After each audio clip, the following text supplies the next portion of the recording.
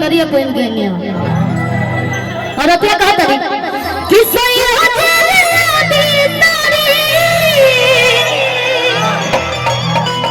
अब सैया दी तारी। और हमने के बीच में नागेंद्र उजाला सर की फोन आइल बा। हाँ जी सर प्रणाम। आ रहे क्या?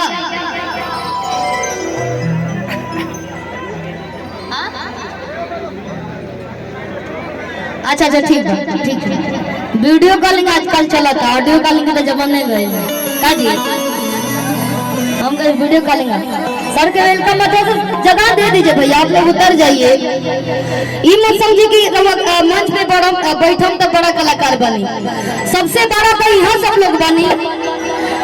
यहाँ लोग के वजह से हम के जा पहुंचल बनी जा, ये लोग सबसे बड़ा बात। तो ये नहीं के समझे कि अपने आप में कि हम मंच पे बने तब हम बड़ा हो जाए चाहे अच्छा, ये नहीं के मन में रखे के कहता कि सैया जी दी तारी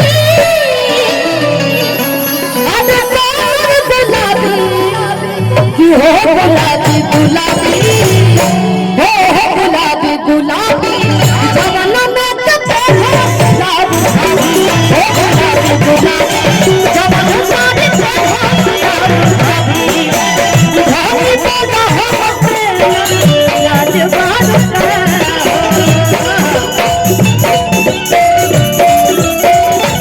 खाना पीना खाने याद बात।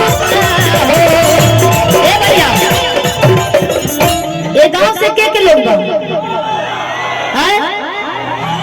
तो गांव में सर्वेश भैया के शादी भइल बा के करा मजा जाएगा हैं।